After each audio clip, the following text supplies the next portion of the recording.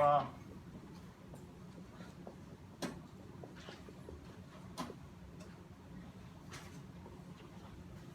so delta G naught is a function of temperature, right? Because the temperature is the variable in that. And so if we change the temperature, it's going to change the delta G naught. And so that's adequate proof. You know. Wait, I thought this one was delta G, that's why. I mean, like, I thought that delta G, I thought that was delta G and not delta G naught. This is, look at, it's the same thing. Delta G and delta G naught are the same. Delta G is just general, any temperature, any pressure, any molarity.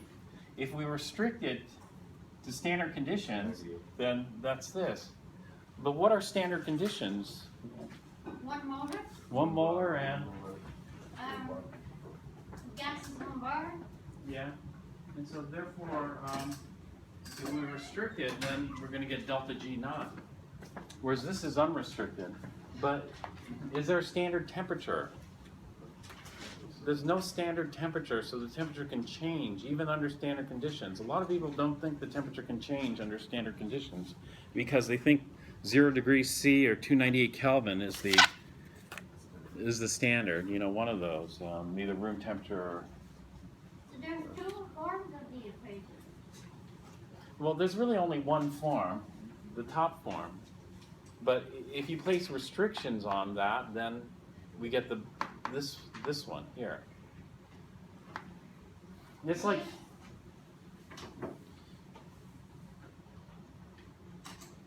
you've seen this before.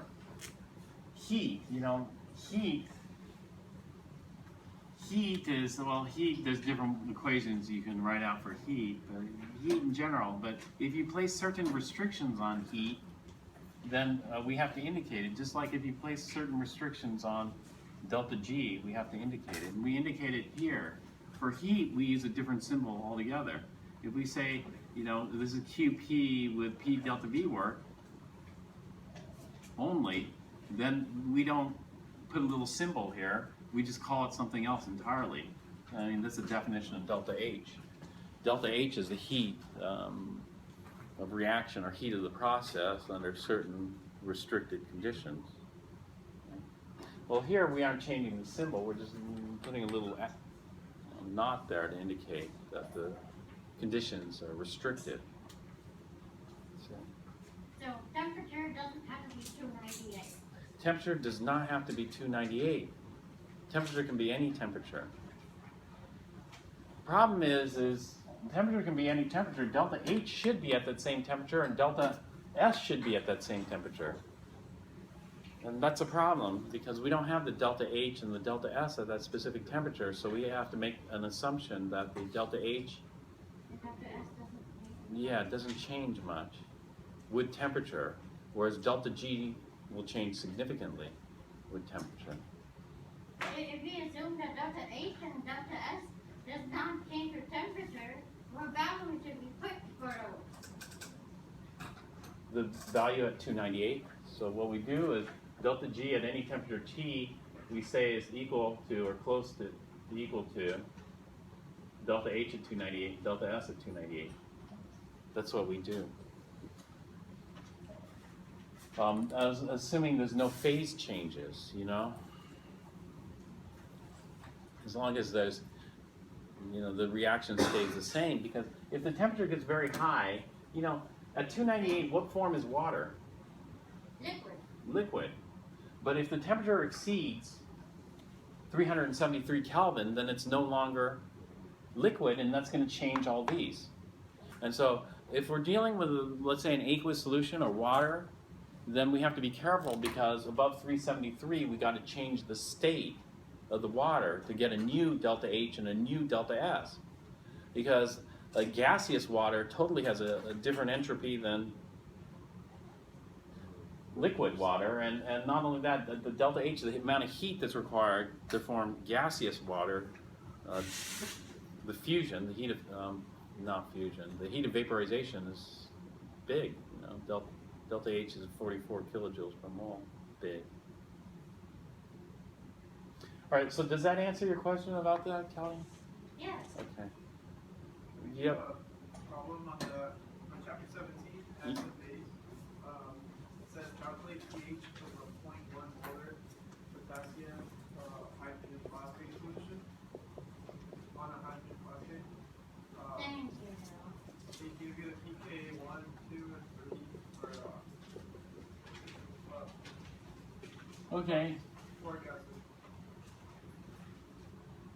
All right. pKa. What's the first one? So 2.15, then 7.20, and then 12.38. Yeah, so I'm having trouble with that thinking.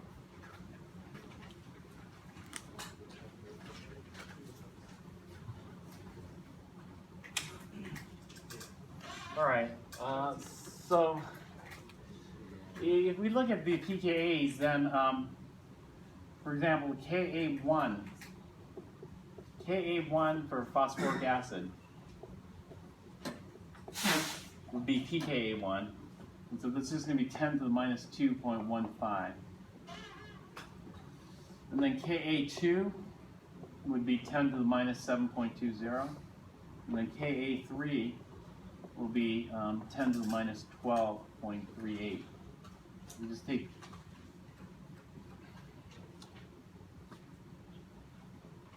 and then we can get the 3 Ka values. But you know, HPO4 2 minus is tricky because you know HPO4 2 minus this would have a Ka that's equal to the Ka3 of phosphoric acid. This is the third hydrogen of phosphoric acid. And so the Ka for this is equal to 10 to the minus 12.38, whatever that comes out to.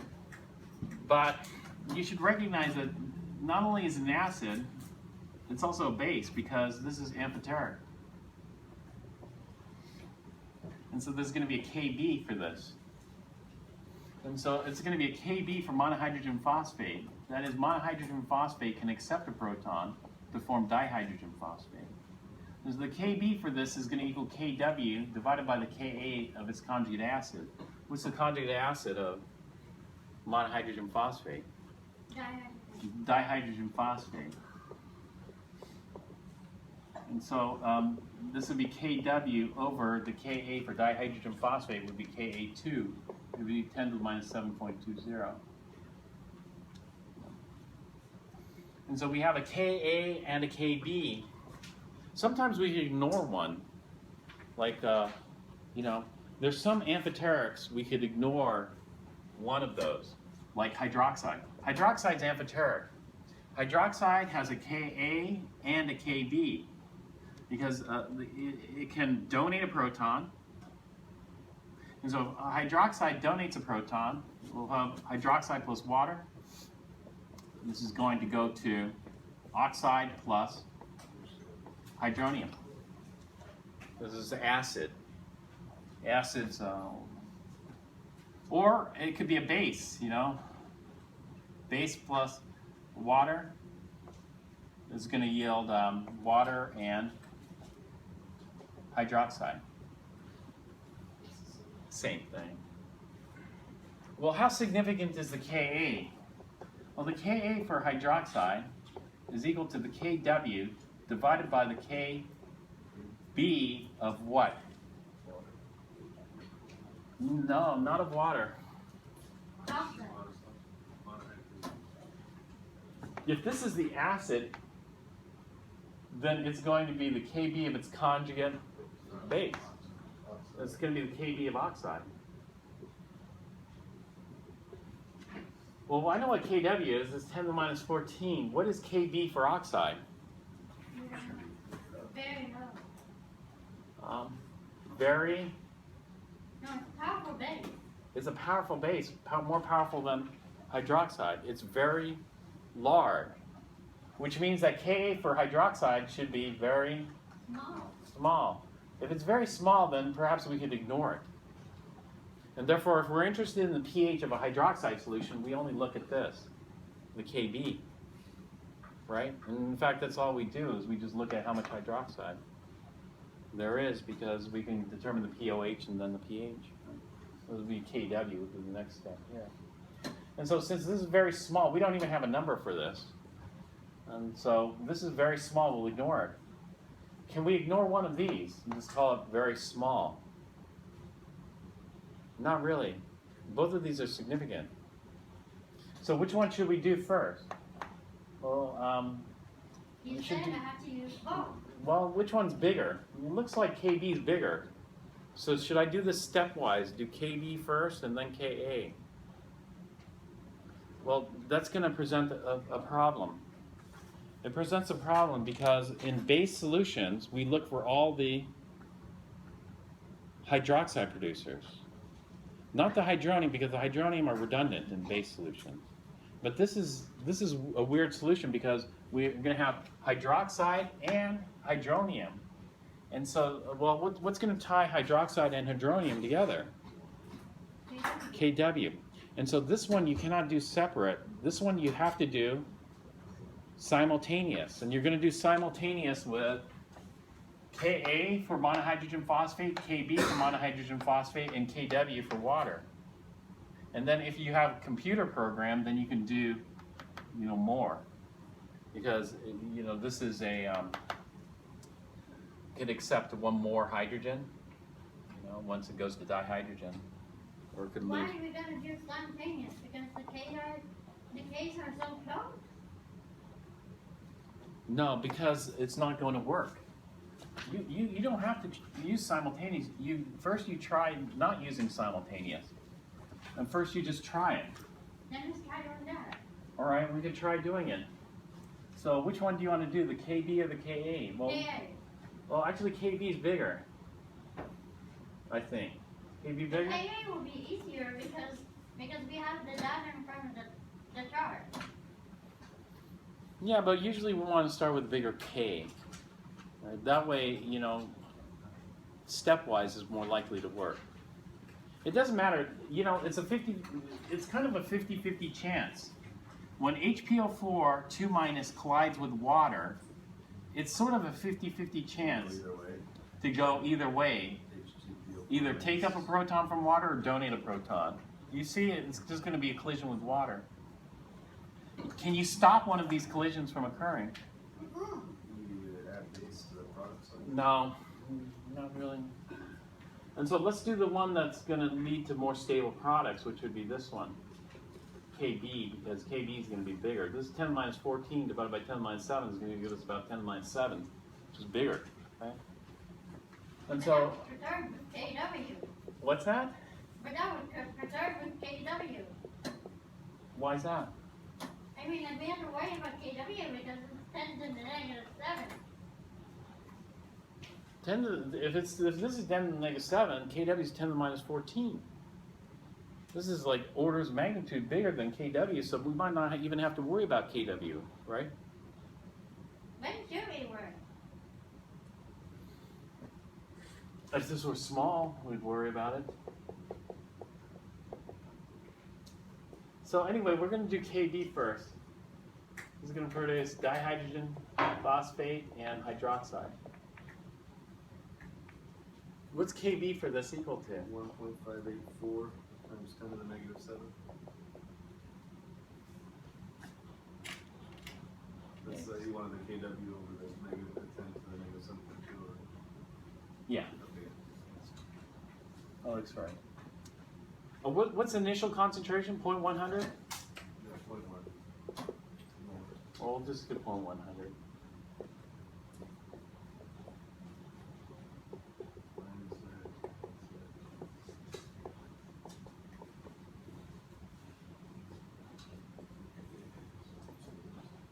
Simplifying assumption should work here. That gives us an x of what? You got 1.258 times 10 to the -4. Then we check it, make sure. 1.25 times 10 to the -4 molar. 1.25 times 10 to the -4 molar.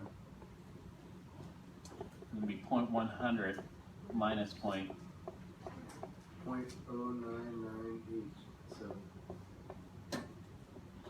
0.09987. Yep. Does it check out? This times this divided by that. Let's give it a try. Let's see. Does K check out?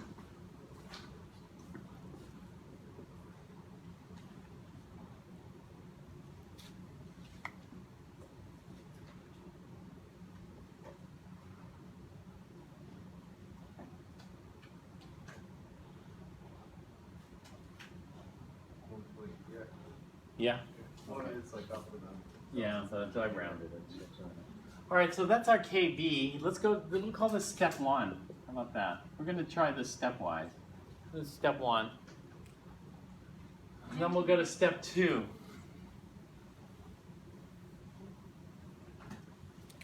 Step 2, we'll take the HPO4 2 minus, now collide it with water.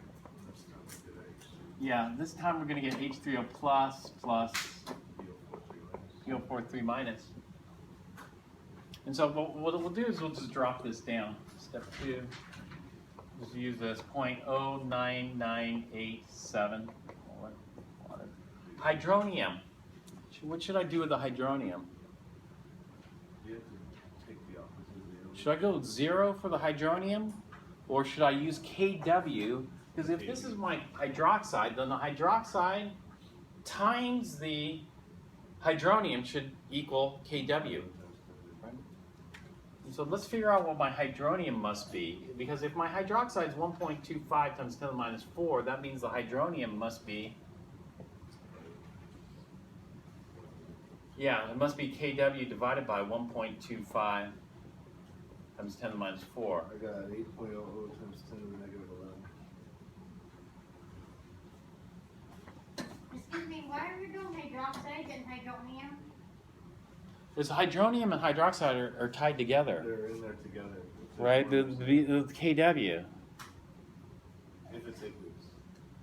if it's aqueous. This is a lot of hydroxide, so we don't really have to worry about additional hydroxide from water, but we do have to worry about hydronium from water, right? There's going to be a little bit of hydronium from water. Or we'll just leave this 0. Maybe, should I just leave this 0? Times 10 to the negative Or should I 11. plug in the hydronium based on that hydroxide? What should I do?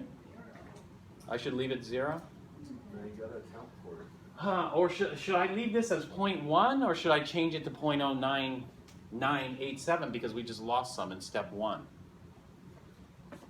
It's You negligible. definitely need a point. I should definitely leave it at 0.099 because I lost some, right? But the hydronium, if I left this as 0, is that okay? I didn't really produce any hydronium, did I? And what I'm doing is I'm doing this in my head, so maybe let's skip that then. Leave that at 0. See if it works. Minus 6 plus 6.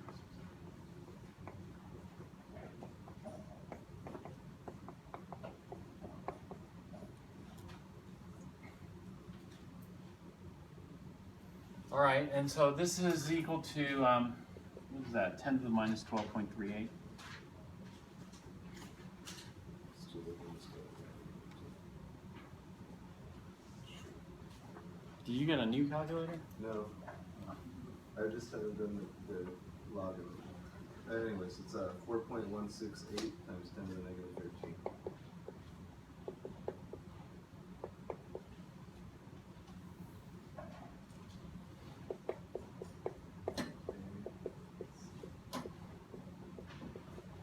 Simplifying assumption should work easily in this case. Wait, it's 4.16 times 10 to the negative 13 for K? Yeah, a very small k. So that means the simplifying assumption should work quite well. Which gives us an x value of what? I got 2.039 times 10 to the negative 7.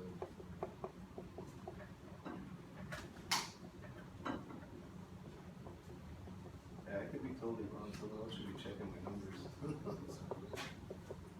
How are you calculating so fast, John? It's the same ice tables we've been doing for months now, Kelly. It's always multiply by the denominator, take the square root of the numerator. Right. So, what should I do now? If there was three waters. Yeah, maybe I should do KW as my third step. Let's go ahead and do KW. You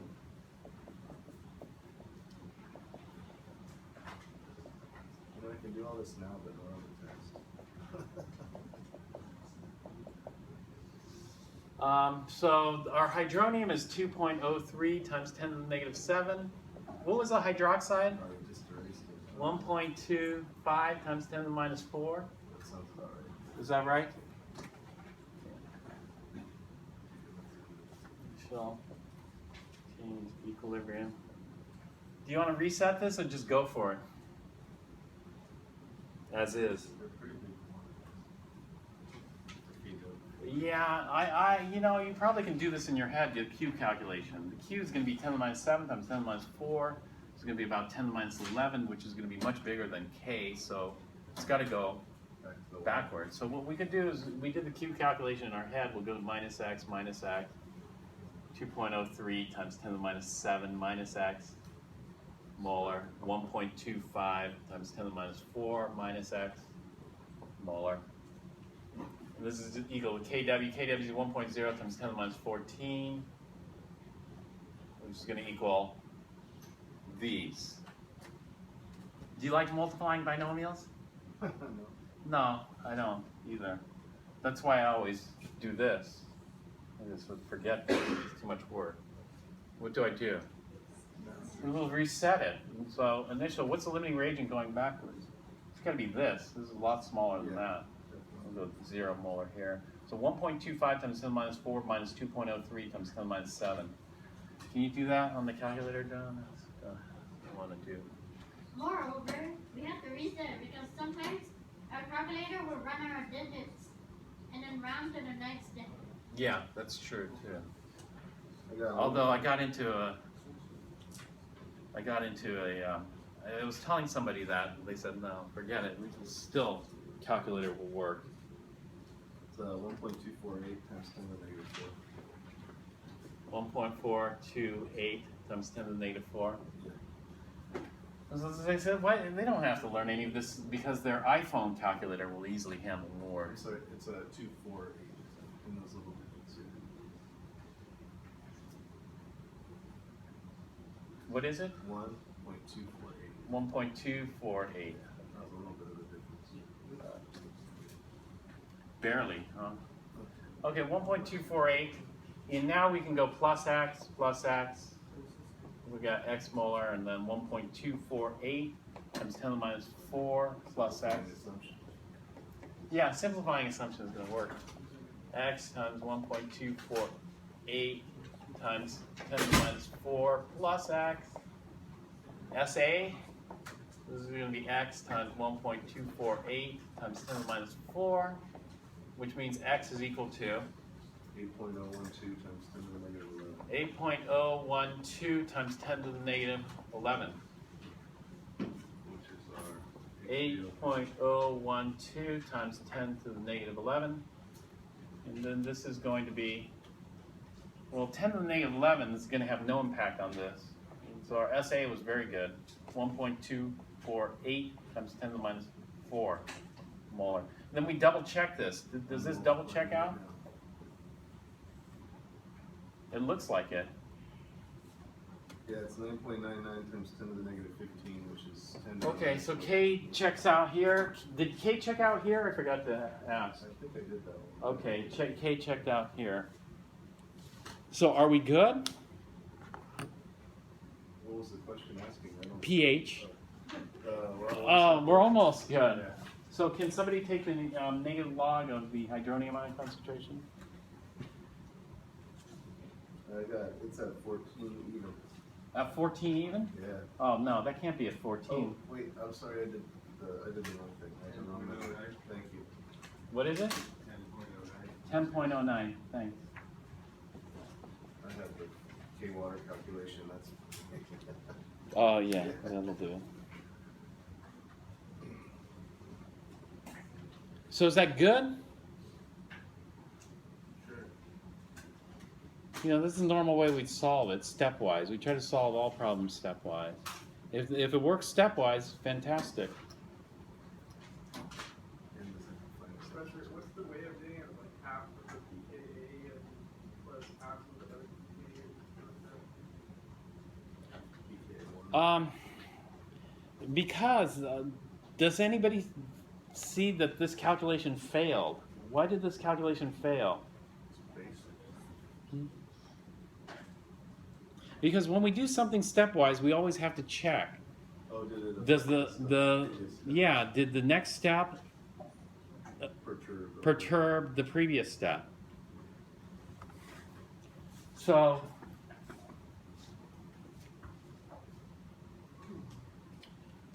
let's just look at the previous step here. We could have stopped earlier. You know, if I would have done the hydronium from the hydroxide, then for sure we would have seen it perturbed it significantly. That was the KW calculation. But we went all the way. And so did this step perturb? Well, this is only one beaker. Is it possible to have two different hydronium ion concentrations in the same beaker? There's only one solution. And so is the hydronium ion concentration 10 to the minus 7 molar as predicted from step 2, or is the hydronium ion concentration 10 to the minus 11 molar as predicted from step 3? Which one is it? And so what some people do is they just average it. You know, they'll calculate the pH from this, calculate the pH from that. What would the pH from this be? Close to 7? And they'll do 7 plus 10, 17 divided by 2, 8.5. So they get the pH at 8.5. Is that right? It seems like it should be right, but it's not right. This problem worked because we were talking a long time ago that for pH you only have to do the first step. Remember that? Yeah, if the second step doesn't contribute significantly. But, you know, in other words, all these steps perturb each other. These three steps perturb one another. We can't just say, okay, we'll do the first step and that doesn't really, then I'll do the second, and the second doesn't really perturb the first, and the third doesn't really perturb the second. But no, this is a huge change in going from step 2. After step 2, we had 2.03. Right? If I calculate how much hydroxide that is, the amount of hydroxide that is going to be about 10 to the minus 7 molar hydroxide. How much hydroxide do I have? 10 to the minus 4 molar hydroxide from step 1. Already step 2 totally screwed up step 1. Because that's the hydroxide right here. yeah, because even though there's no hydroxide in here, I can see it screwed it up.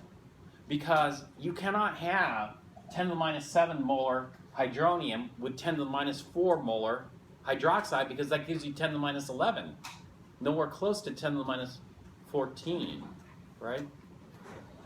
But if you don't see that, then, you know, by the time we get to KW here, for sure you should see it, because, you know, all of a sudden we went from 10 to the minus 7 molar to 10 to the minus 11 molar.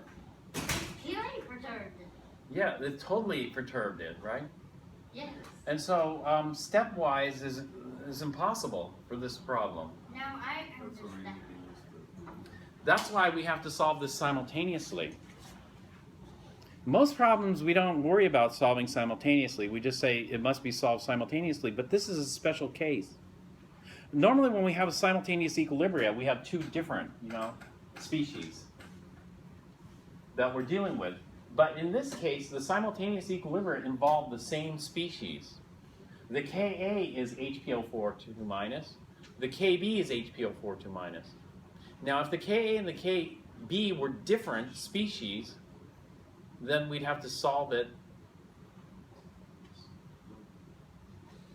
using the normal simultaneous method. The normal simultaneous method would be like the Ka is HCN, you know, and step 2, which isn't Kb, step 2 is water. Two different species contributing to the multiple equilibria. In this case, we have 3 equilibria. But two of the 3 equilibria involve the same reactant, even though one is a Ka, the other is a Kb. And that means the simultaneous is a little bit easier than a normal 3 equilibria simultaneous set of equations. Uh-huh. So the dumber idea is that when you see an amphoteric, you solve the simultaneous in true or false. True. Except, no, I shouldn't say, you know, in that case, I gotta be careful, because hydroxide, you know, hydroxide, if you didn't solve hydroxide simultaneously, are you gonna add a huge error?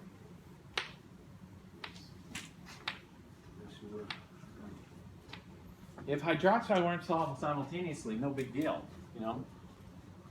But in this series of equations, we have to redo this.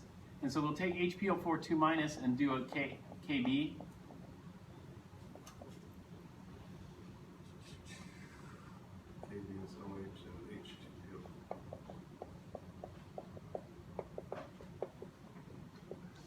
And then we have to get some kind of hydroxide concentration equilibrium. This hydroxide concentration equilibrium has to be the same for our KB and our KW.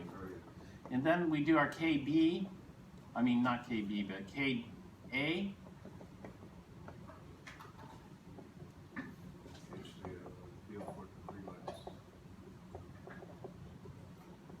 And the hydronium ion concentration at equilibrium has to be, and then KW. And this KW has to generate a hydronium and a hydroxide concentration that are the same.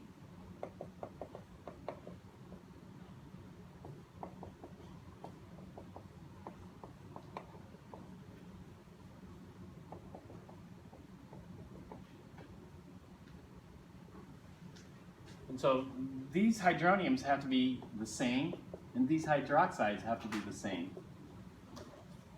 And then we got to fill in the rest of the table and then solve it simultaneously. The system of equations solved simultaneously. Okay. But somebody's already done the hard work for us, and they came up with an engineering style equation. And so after a lot of work, filling in the rest of this table, doing all that work, they came up with this simple equation. The pH is equal to the pKa for the amphoteric plus the pKa for the conjugate acid of the amphoteric divided by 2.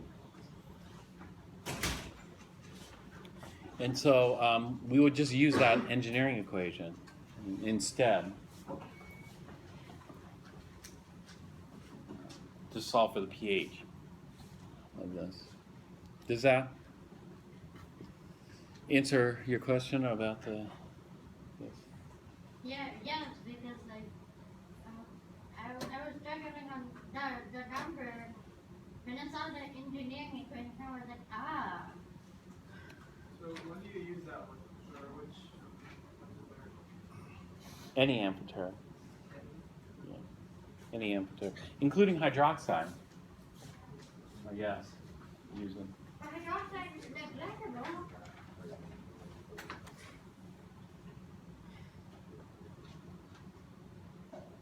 What's wrong? No, I'm thinking about it.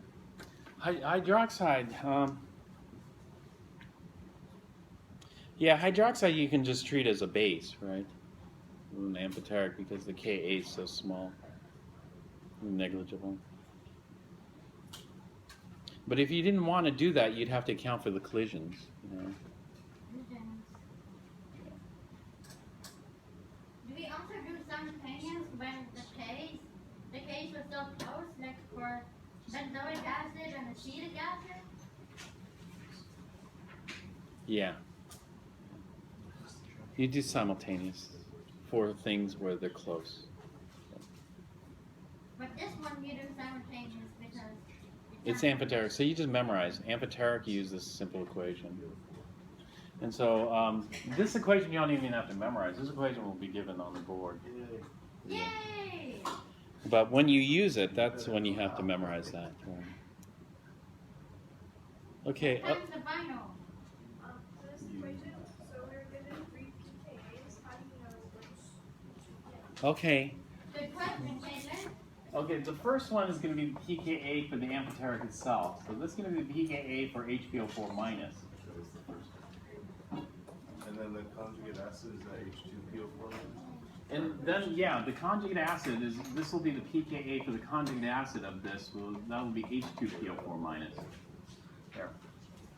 I think the HPO4 is 2 minus, but you get it. Yeah, it's 2 minus.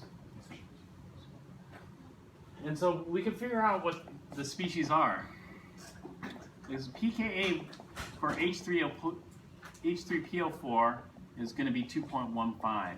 And then the pKa for H2PO4 minus will be 7.20. And the pKa for HPO4 2 minus will be 12.30, something like that. And so what we would do is we take these two and add it up, because this is the amphoteric and then this is the conjugate acid of the amphoteric.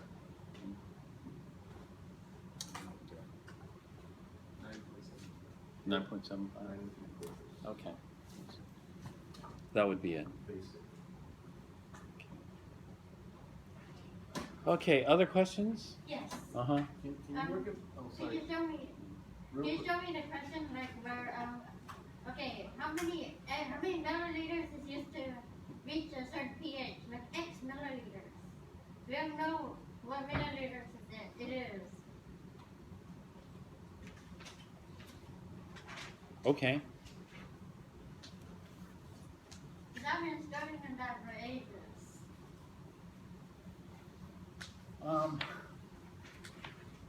Let's do monoprotic acid. How about that? Like hydrocyanic.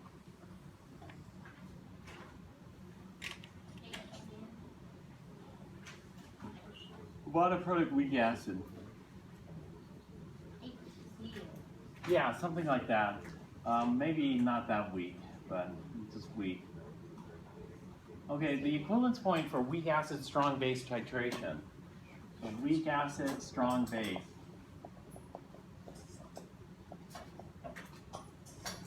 Weak acid, strong base titration should have an equivalence point with a pH greater than 7. Because we're going to form a basic salt in the end.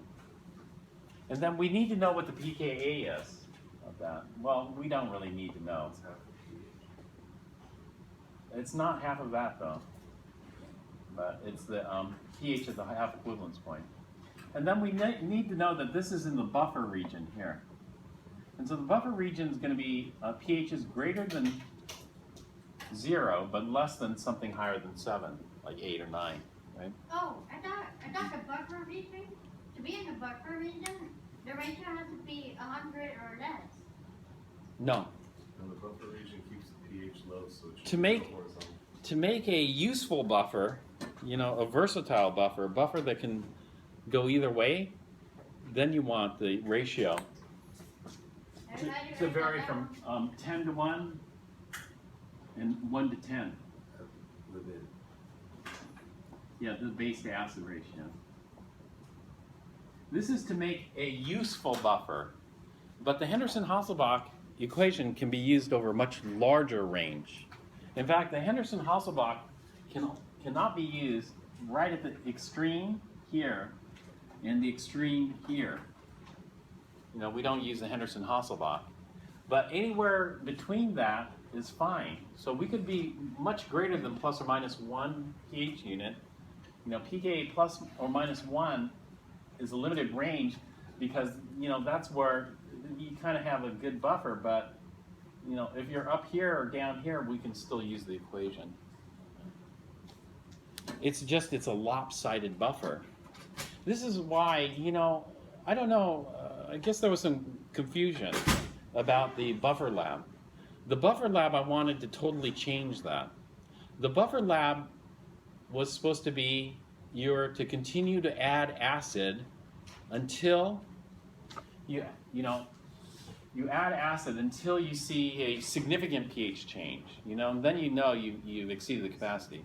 Or you add base. So let's start off with this buffer here, and we add base until we see a significant jump in the pH here. And then we know we're outside the buffer region.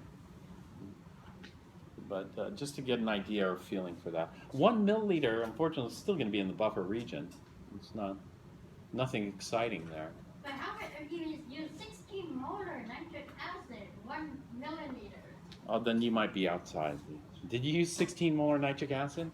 No, we use 6 molar sodium hydroxide. Yeah. 16 molar nitric acid is dangerous. Be careful with that. Because, you know, nitric acid is a powerful oxidizer, and if your buffer is like acetate, acetic acid, you know, it can oxidize that, potentially. Uh-oh, what's gonna oxidize it?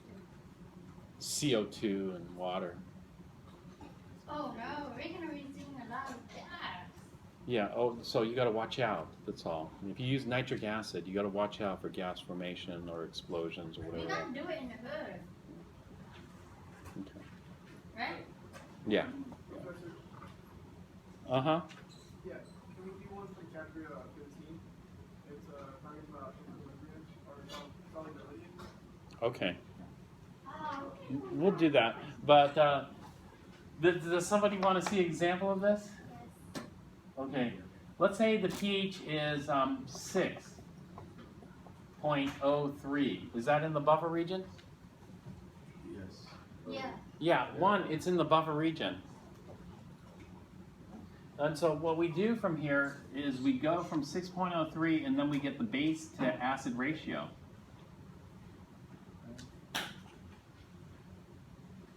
And then what we do is we get the equivalence point. The equivalence point is this. The base is product. And so that's how much reacted, and the acid is leftover reactant. The equivalence point is how much of the total I've reacted. And so the equivalence point would be something like this. It would be B over A plus B parts have reacted. A over A plus B parts have been left unreacted. And so this is what we call the equivalence point. And so it's the B over A plus B equivalence point.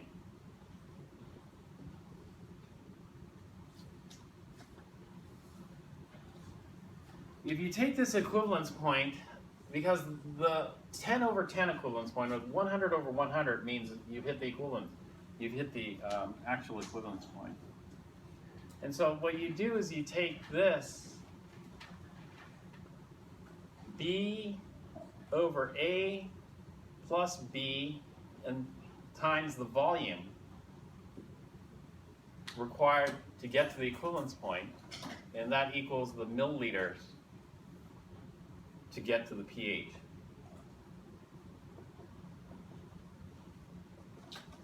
That's in the buffer region. If we're past the buffer region, if we're past the, let's say we're at pH 12, does this work for pH 12.01? No, this does not work because this is in the excess base region.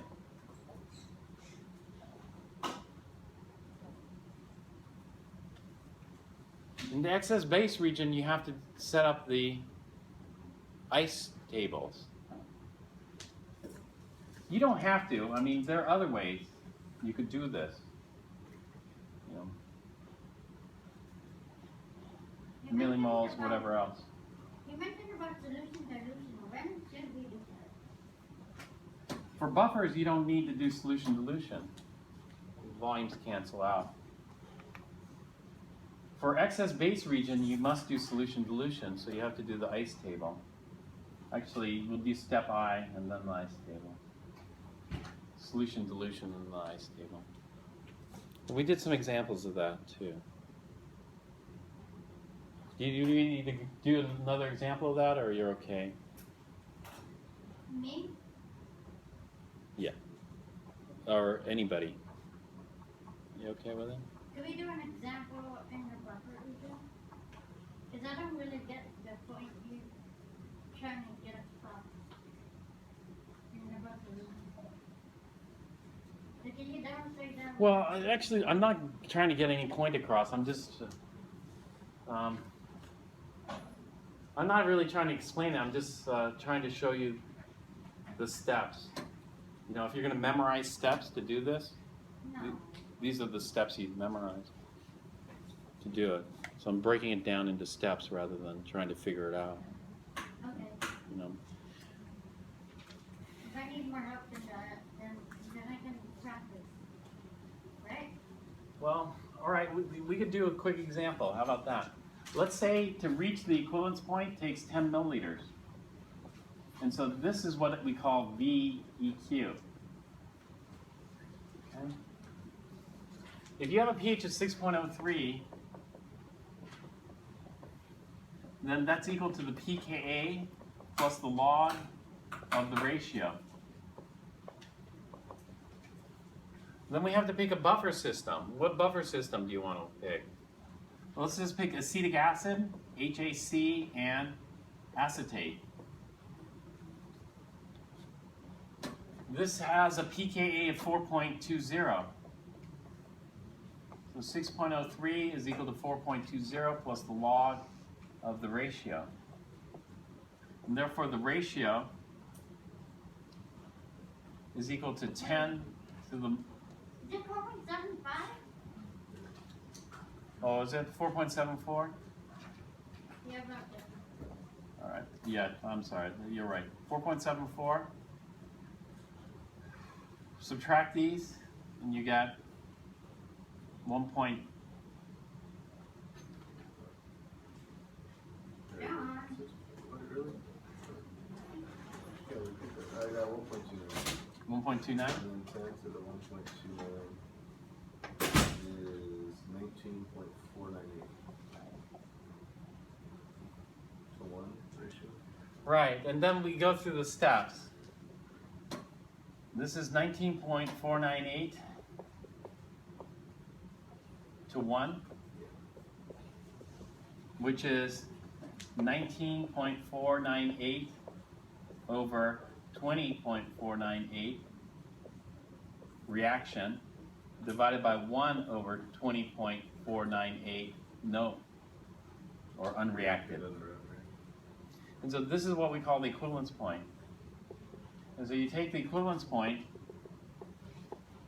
times the equivalent volume, in this case is 10 milliliters, and that tells you how many milliliters it takes. To get to the pH.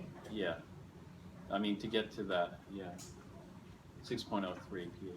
Does that make sense? Yes, it does.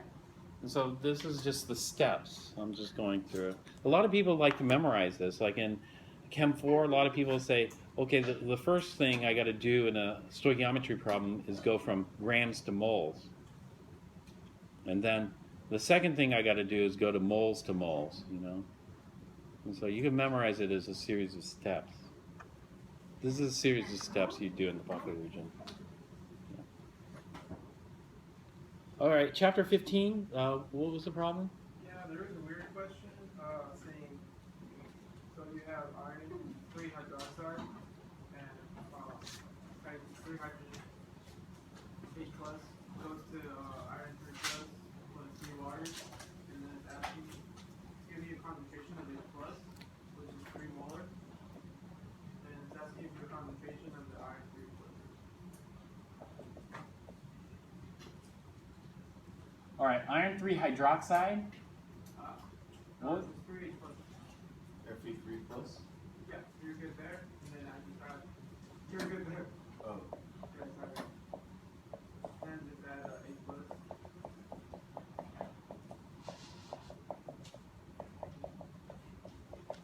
That's it? Does 5H stuff? Yeah, that's it. And then they give you a concentration of H plus to be 3 molar. Okay. And then it's asking for iron 3 hydroxide. I mean, iron 3, sorry. The concentration of iron 3. Oh, this is ice. Is this at equilibrium? The 3 molars at equilibrium? Yeah, it gives you K, which is 9.1. Extreme solids. All right.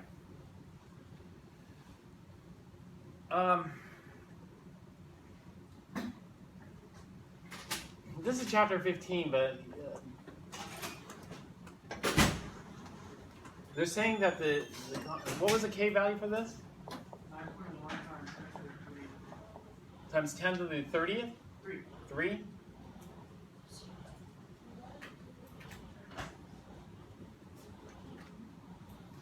And this is equilibrium, you said.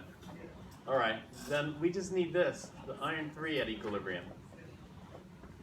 So K is going to equal the iron 3 at equilibrium divided by the H plus at equilibrium cubed. Oh, cube.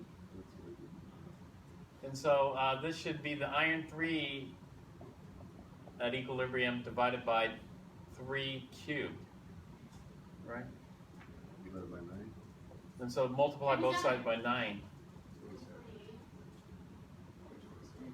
Oh, cubed. Damn it. What does it come out to? I know he used to say. Yeah.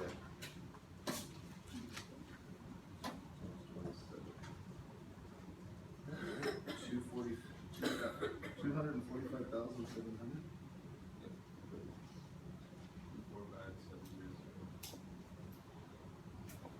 That's a concentration of. That don't seem Well, I mean, whoa, what is that? 245?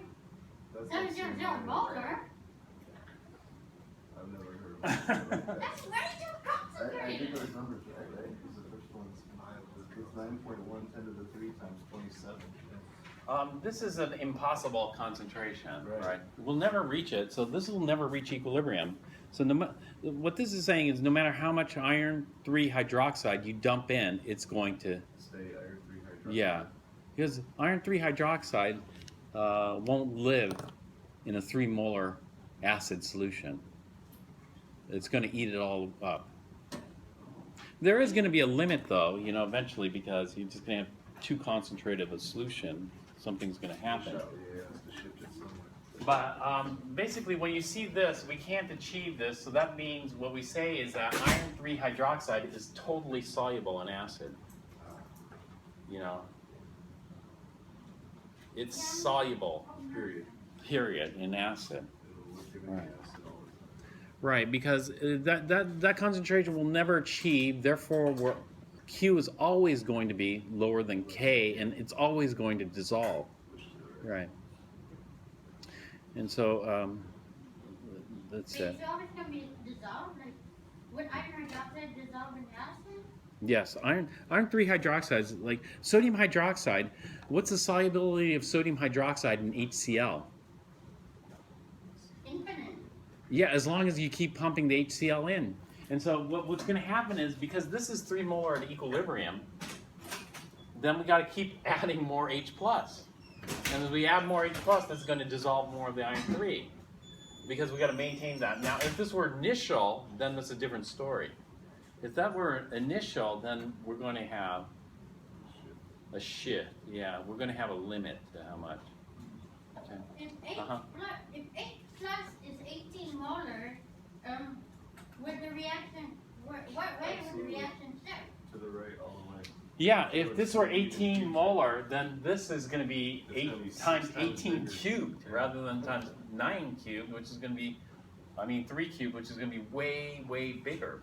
And so what that means is this is going to be much, much bigger, Billion. which means it's much, much more soluble in 18 molar than in 3 molar. But even in 3 molar, the solubility is so high that forget it. You're never going to do this. What's a reasonable top of that scale? Like what's a 1,000 No, concentration? no. What is the molarity of pure water? 55 molar. 55.5 molar. You know, that's pure water. You know, molarities are going to change depending on the density and other stuff. But you know, this even though this is chapter 15, this is a combination. This is a combination of 17. no 18. 18 KSP. Why are they giving us such a combo question so early? Give me the thing. Because they do combined already, so you don't have to worry about it. they said, oh, combined method is going to work here, so we'll just give you the combined equation, which means that rather than doing 2 equilibria, you just do 1 equilibria. There's something else I forgot. Did I talk about coupled reactions? Oh, I did. Maybe I forgot to talk about that in another class. Anyway, we got the acid, right? And acids will attack the hydroxide.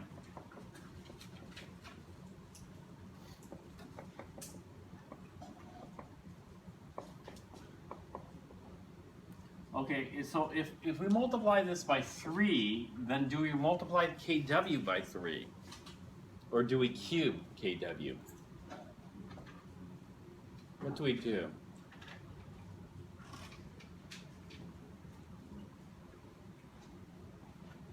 Cube. Yeah, you cube, because these go out in the exponent, and so this gets cubed, right? Wait, I thought the 1 over kW gets cubed. Well, one cubed is 1. So it's the same thing.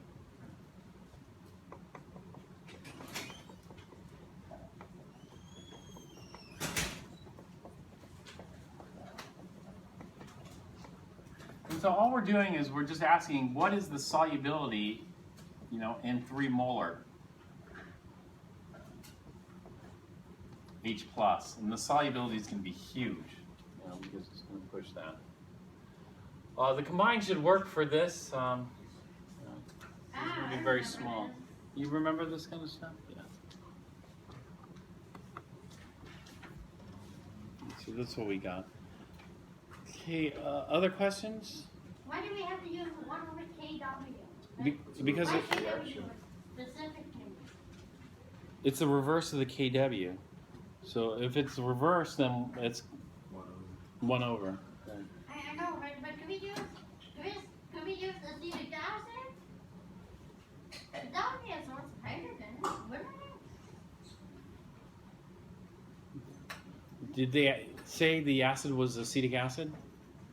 No. Then we can't use acetic acid. So acetic acid is weak acid. It's going to be different. It's not going to have 100% ionization. Yeah. If they said the acid were acetic acid, then this is different. It's not even the water equation.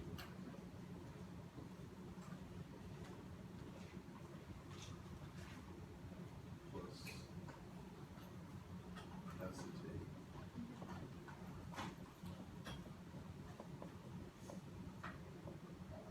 We would not use kW. What would we use? Kelly. Ka for acetic acid. No.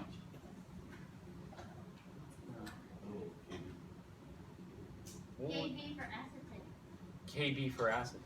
Yeah. We would use Kb for acetate. If you look at the reverse reactions, Kb for acetate. So if we use acetic acid, then we better use Kb for acetate. We cube that. I know, but why can't we use acetic acid? Like 1 over the Ka. 1 over the Ka for acetic acid? Yeah. Because it's not a Ka equation. This equation is not a Ka equation because Ka is acid plus water. This is acid plus hydroxide. If this were acid plus water, then we'd just use Ka.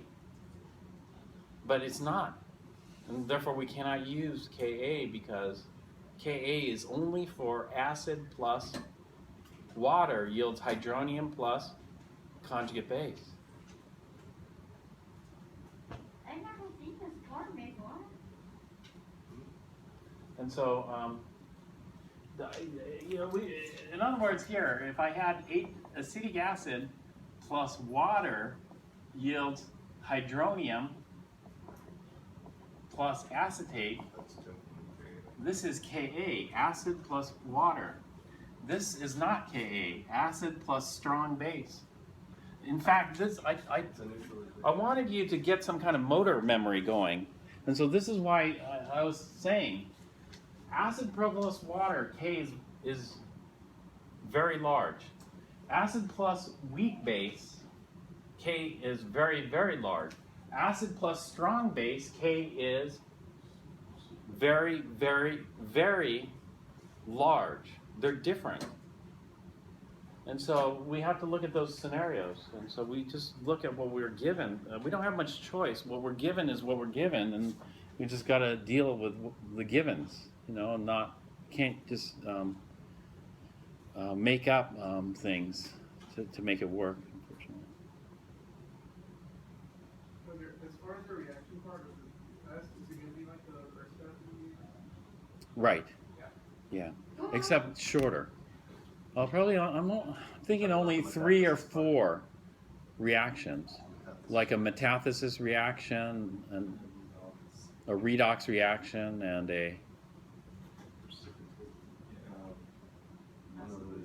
an acid-base reaction. You know, since the skeleton redox is Chem 1A,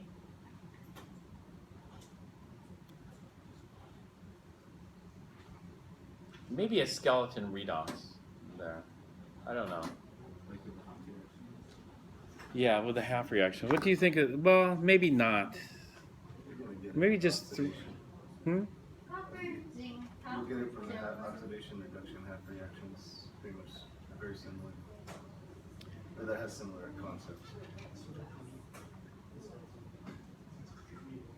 Well, just do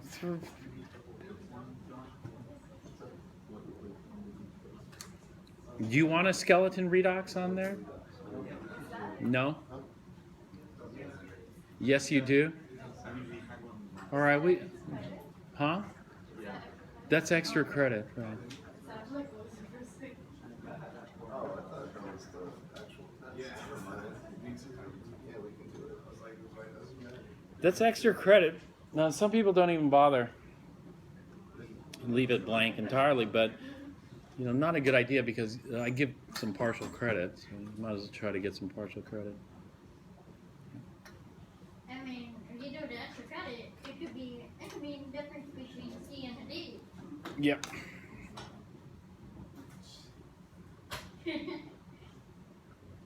All right, other questions? Is the acetic acid one more difficult? No.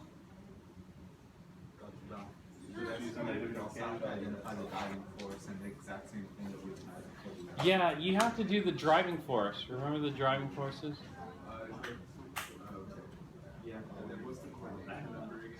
Stronger to weaker acid, stronger oxidation to weaker oxidizing, gas formation, right? Gas formation, precipitate, neutralization. Neutralization, Yeah, stronger that's crazy functionary that acid there almost stronger is exactly 2 functionary times base. as much hydrogen as oxygen. Yeah, do you see that? It has to be that way. Do you guys see that there's 2? If you measured that, it's probably almost identical, like 2 to 1 ratio. It is an identical 2-to-1 ratio with an experimental error. We produce twice as much hydrogen as oxygen, so we can see it here. Twice as much. Wow, we're still producing hydrogen. Yeah. How can you test? How can I be sure that this is hydrogen? Like a match. Yeah, Pop it. we could light a match and it should pop, right? That was our old Chem 1A. Yeah, What's Chem the Chem 4. 1B weigh? Weigh it? No, Chem 1B is the same. Do you still just test with fire? Yeah, you just How do see you if it's... test for oxygen gas? Same thing. But because of the difference is the question. Like, how would you know the difference? Because they're both going to burn on that. Oxygen gas, you know what the test Oh, is? color. You put a glowing splint Yeah. in oxygen and it should reignite. Or you put in glowing steel wool and it should ignite Yeah, into I a did flame. remember that. Well, we could test those, but you know, I don't even have matches in here, so. All right, this is Oh yeah, I have a lighter. One lighter? That's okay. Oh, it's too dangerous. No. Prepare. It's called prepare.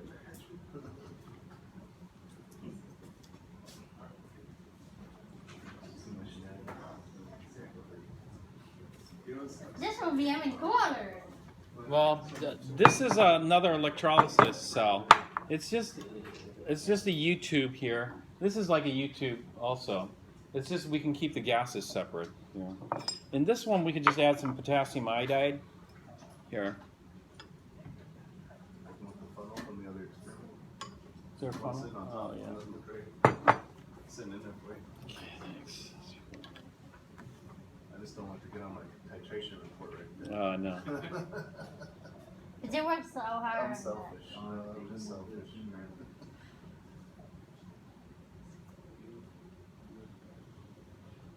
This is potassium iodide. Yeah.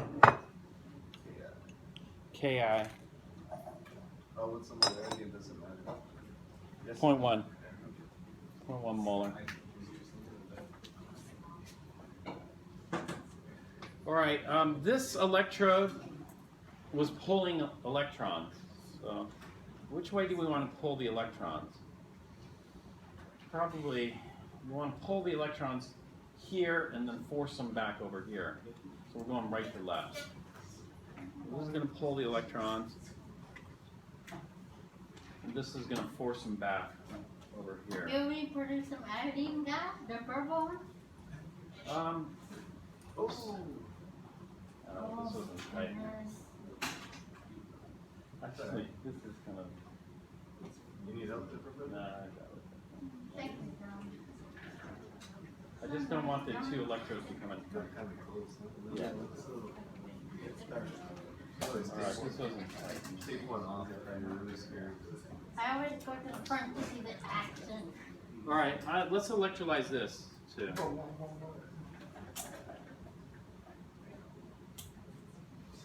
Where do you see a purple gas? There's phenolphthalein in here too. Show that. Over here, there's it's hard to see, but you can come up here during the. Does it change in color? Oh yeah, there's that purple stuff, the red. Well, I forgot to put the phenolphthalein, but do you know what that red is? Iodine. Iodine. The red is iodine, so we're oxidizing. Oh, that's weird. Should it be forming iodine here? No, it shouldn't be forming iodine here. It should be forming here. Iodide should be converted into iodine over here. And so there is phenolphthalein in here. The red color is from phenolphthalein, which means that there must be hydroxide being produced here. Which means, so we're oxidizing iodide to form iodine, which is brown. You see the brown, there's some brown stuff forming. And then over here, we're reducing what?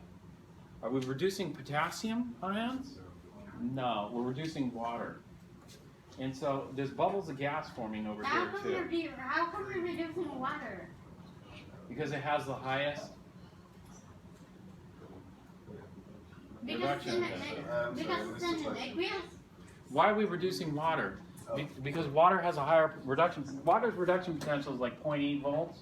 Potassium ion reduction potential is like negative 1.9 volts or something like that. Negative 2 volts. And so we're going to reduce water, the species with the highest reduction potential. Iodide has a low oxidation potential, so we can easily oxidize iodide. All right, what else? Questions? Because it's in an aqueous solution. Is that why we're reducing water? Yeah, there's lots of water around. So I'm assuming that at the bottom it's just going to blend together. Yeah, at the bottom it's going to done. They wouldn't hold a separation due to like molecular weight or something. But you can see different colors. Yeah, look at that. That's pretty basic right there. Yeah, A lot of hydroxide. a lot of hydroxide. Wait, how much hydroxide could phenolphthalein detect? What concentration? Look, pH. Phenolphthalein changes color. I mean, at pH 9. So yeah. How come there's a bunch of hydroxide there? It's equal. Because I have the voltage turned up high.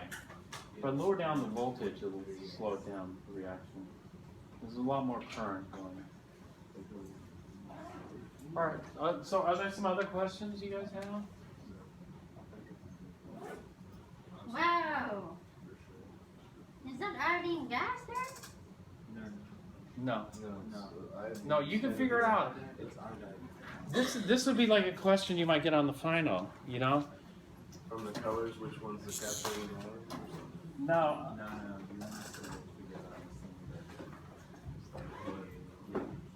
Wait, how come I see little particles rising there? This is gas bubbles, hydrogen gas bubbles. All right, if you were to electrolyze, which species will be oxidized? Our oxidation happens at the anode, so which species will be oxidized at the anode? And then the electrons are going backwards because we have a power supply here, forcing the electrons in and out. So you'd have to go through and do the inventory. You know, the inventory, we have potassium ions, iodide ions, and water. So here's where you'd find out water. The species with the highest oxidation potential is iodide, so we see iodine forming at the anode. But when it comes to reduction potential, what has a higher reduction potential? Potassium ions or water? It turns out water has a higher reduction potential. And so at this electrode, we're forming hydrogen gas, little bubbles, right, and hydroxide. Oh. There's only one exception. You guys remember the exception? You always oxidize the thing with the highest oxidation potential, except for water and chloride. Even though water has a higher oxidation potential, chloride wins because mechanistically it's easier.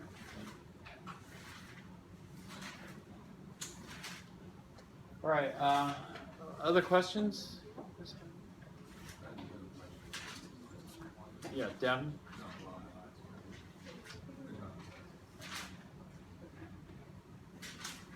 About the last test, is it how to solve a problem, or is it okay. Are there any questions from past tests? Multiple choice? Or calculations? Chapter 20, Uh-huh. it says what's the E for hydrogen plus 2 molar plus goes to hydrogen gas at 1 bar. Okay. That's a weird one. I just took a guess at that.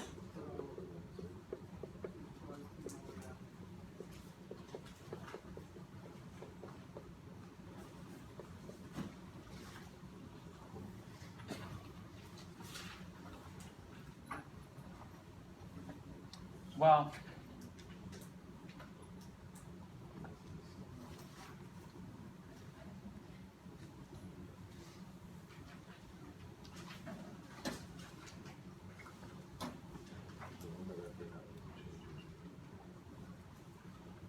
in this particular one, I'm asking this, right? I'm asking, is E of reduction equal to 0, greater than 0, or less than 0? Because one thing you should know is E naught for reduction will equal what? 0. And so that's if this were 1 and 1. But what if I make this one 2? Is that going to change the reduction potential? Or not change the reduction potential? That is, does it stay the same? 0 volts, 0 volts? No. Okay, if it changes, does it increase the reduction potential or decrease the reduction potential? And so there are different ways of visualizing this. One way of visualizing this is that you have an electrode. The electrode contains a sea of electrons, let's say. And if you have 1 molar H+, like this, versus 2 molar H+, if you have 2 molar H+, twice as many H+. Like to have more contact with the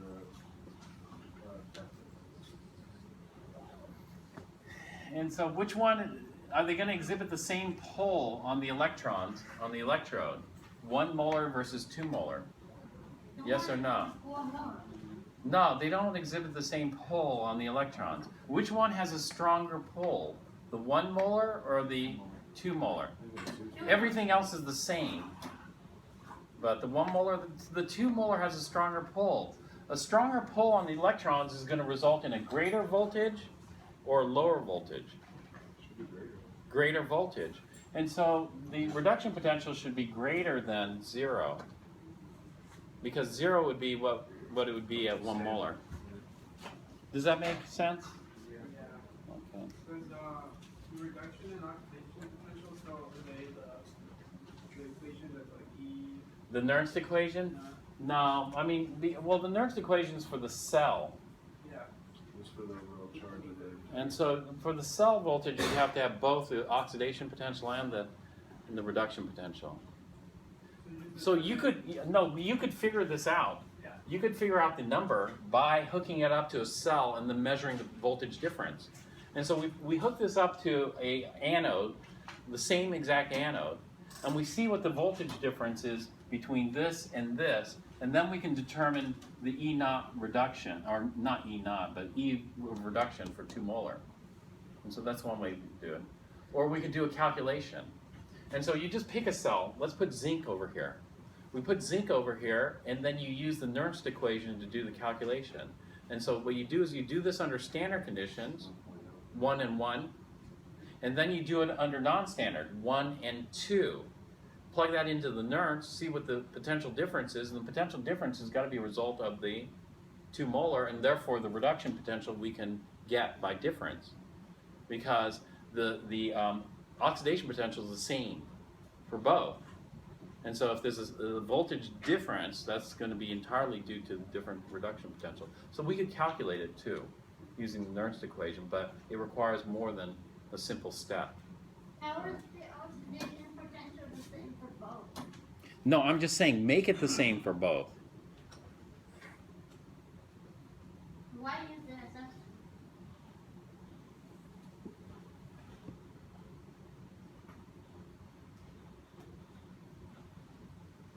Why use this assumption is just to make your life You easier. gotta start somewhere. Okay, yeah. I mean, if you start changing too many things at once, then it becomes complicated. So you just change one thing at once and then go from there. The question was, how, we can actually calculate this number. Do you want to see how to calculate this number? Sure, Under non-standard conditions? The reduction potential? sure. Do that. That'd be an interesting problem.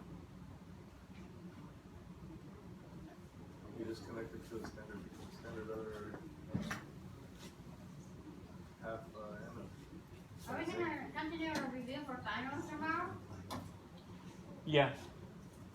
We're going to continue the review. So it's, Yay! all you do is you just hook it up to a Nernst equation. So let's put zinc over here, and Zn2 plus. And then over here we'll put this cell, platinum, and then hydrogen, gas, and then H plus. H plus is going to be at 2 molar. We'll get zinc at 1 molar, and the hydrogen at 1 bar. And then we'll use the Nernst equation. The Nernst equation says this: E the cell is equal to E naught of the cell, right? Minus 0.0592 volts divided by N, or Z, log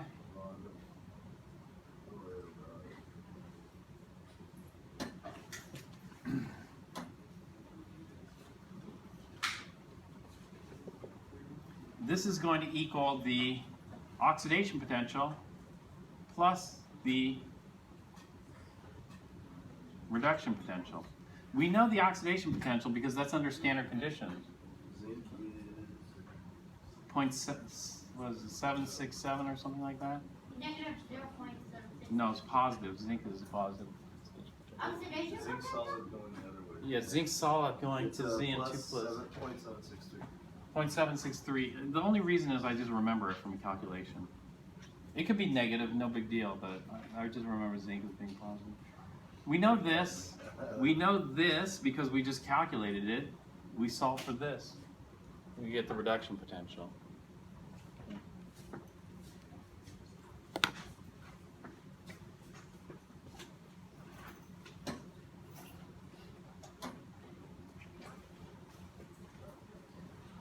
All right, we're going to continue the review.